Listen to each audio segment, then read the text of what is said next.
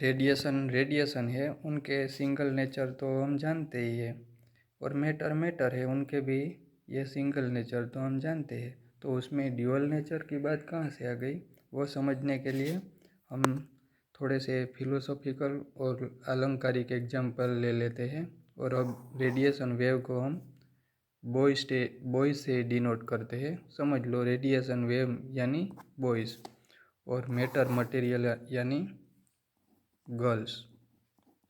अब हम समझ सकते हैं कि बॉयज़ को अपना नेचर होता है, उनको अपना दिखावा, उनकी बॉडी, उनके बाल, सब कुछ गर्ल्स से अलग होते हैं और वो उनका नेचर है। उसी तरह मैटर को हम गर्ल्स से बोलते हैं और उनका भी एक स्पेशल नेचर होता है। लेकिन मैं ऐसा बोलूं कि अगर बॉयज़ में गर्ल्स के नेचर है या गर्ल्स में बॉयज़ के नेचर है तो आपको कैसा लगेगा? आप कहेंगे कि ऐसे थोड़ा है, बॉयज़ तो बॉयज़ ही है, वो गर्ल्स जैसी बिहेवियर थोड़ी करता है, और गर्ल्स गर्ल्स ही है, वो बॉयज़ जैसी बिहेवियर कभी नहीं करता है। लेकिन अगर मैं बोलूं कि बॉयज़ गर्ल्स जैसी बिहेवियर करता है और गर्ल्स बॉयज़ जैसी बिहेवियर करता है, तो उसी नेचर को हम ड्यूअल नेचर बोलेंगे। और इसी चैप्टर में रेडिएशन और मैटर के बस यही ड्यूअल नेचर के बारे में ही बात की गई है। सबसे पहले तो हम रेडिएशन के ड्यूअल नेचर के बारे में बात करते हैं। रेडिएशन यानी वेव, जो हम सदियों से जानते हैं, लाइट और अदर इलेक्ट्रोमैग्नेटिक वेव जो रेडिएशन के फॉर्म है। दिसंबर 900 में मैक्स प्लैंक ने बहुत बहुत क्रांतिकारी और नया आइडिया दिया कि सन और अदर लाइट जो आ रही है वो रेडिएशन इलेक्ट्रोमैग्नेटिक फॉर्म में है, लेकिन वो किसी भी बॉडी में से जब एमिट होता है तब एमिशन के टाइम वो फोटोन के रूप में, पार्टिकल के रूप में एमिट होता है, और बाद में उनका एब्सॉर्प्शन जब किसी भी सतह पर गिरता है तभी भी वो पार्टिकल के रूप में एब्सॉर्ब होता है। यानी कि रेडिएशन प्रोपोगेट रेडिएशन के फॉर्म में, इलेक्ट्रोमैग्नेटिक वेव के फॉर्म में भले हो रहा, लेकिन उनका एमिशन और एब्सॉर्प्शन हमेशा मैटर के फॉर्म में होता है। इसलिए उन्होंने ये बात कही कि रेडिएशन में मैटर का भी नेचर है। बाद में आगे जाकर आइंस्टाइन सर ने फोटो इलेक्ट्रिक इफेक्ट में ये बात और सपोर्ट की, और बाद में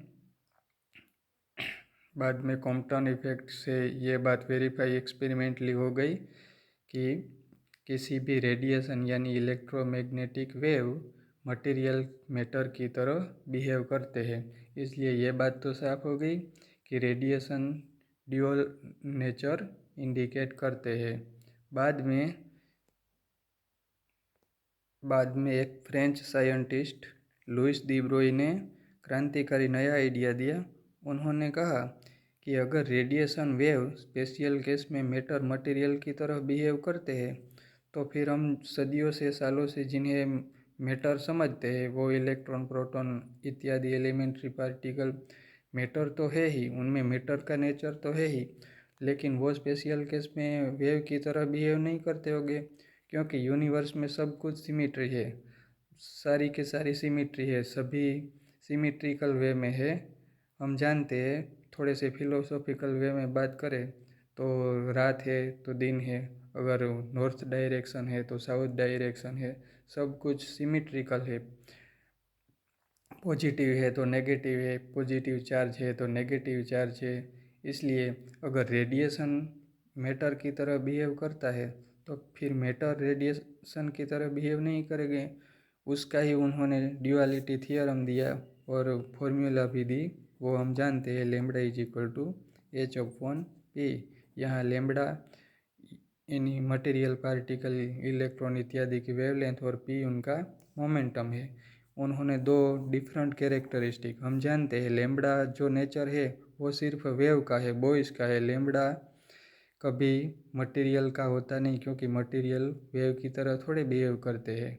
और जो मोमेंटम है वो हमेशा मटेरियल पार्टिकल का रहता है, क्योंकि किसी भी वेव के मोमेंटम नहीं होते, लेकिन मटेरियल के मोमेंटम और वेव की वेवलेंथ, ये दोनों को जॉइंट करके उन्होंने ड्यूअलिटी थियरम प्रपोज किया।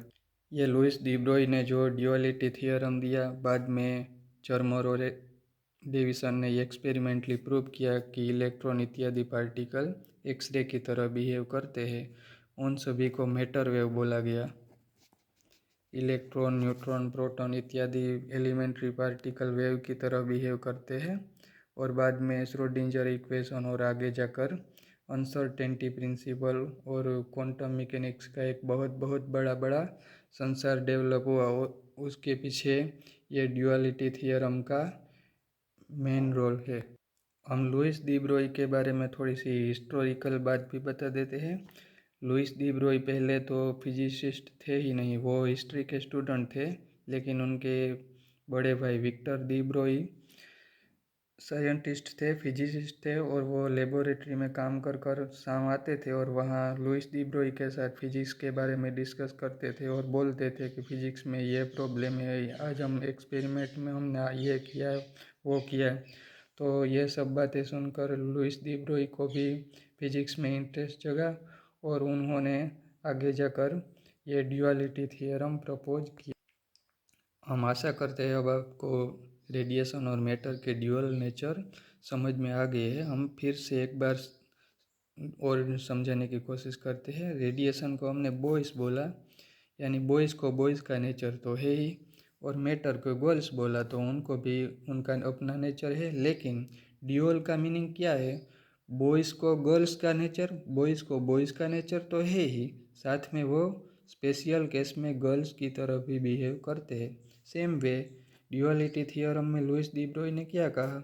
गर्ल्स गर्ल्स तो है ही, साथ में वो स्पेशल केस में बॉयज़ की तरह भी बिहेव करती है।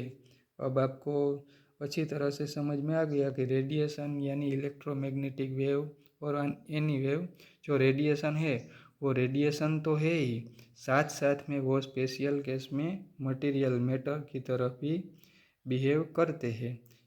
सेम वे उसी तरह मैटर यानी एनी मटेरियल जो एटम मॉलिक्यूल से बना है वो मैटर तो है ही, साथ में वो स्पेशल केस में रेडिएशन की तरह भी बिहेव करते। बस यही ड्यूअलिटी थियरम। और हम एक इम्पोर्टेंट बात यहाँ बता देते हैं कि रेडिएशन मैटर की तरह या मैटर रेडिएशन की तरह बिहेवियर करते हैं, लेकिन ये सेम टाइम पर नहीं होता। अगर हम लाइट के बारे में बात करें तो लाइट के फोटोन पार्टिकल अगर वेव की तरह बिहेवियर करते हैं तो वो वेव के फॉर्म में दिखेंगे, उसी समय वो मैटर के फॉर्म में नहीं होंगे। और वो पार्टिकल फोटोन मैटर के फॉर्म में है तो मैटर के फॉर्म में होंगे, उसी समय वेव के फॉर्म में नहीं होंगे। यानी कि रेडिएशन मैटर की तरह बिहेवियर करते हैं, लेकिन ये बिहेवियर एक टाइम पर एक ही होती है। रेडिएशन की बिहेवियर अगर रेडिएशन की है तो रेडिएशन में, और कुछ टाइम पर उनकी बिहेवियर मैटर की तरह होगी। सेम वे अगर इलेक्ट्रॉन के बारे में बात करें तो अगर इलेक्ट्रॉन को हम मटेरियल पार्टिकल समझते हैं तो वो मटेरियल पार्टिकल है, लेकिन उनको अब अगर मैटर वेव कहकर उनकी कैरेक्टरिस्टिक के बारे में बात करते हैं तो वो वेव के फॉर्म में बिहेवियर करते हैं, लेकिन ये साइमल्टेनियसली सेम टाइम पर नहीं होता।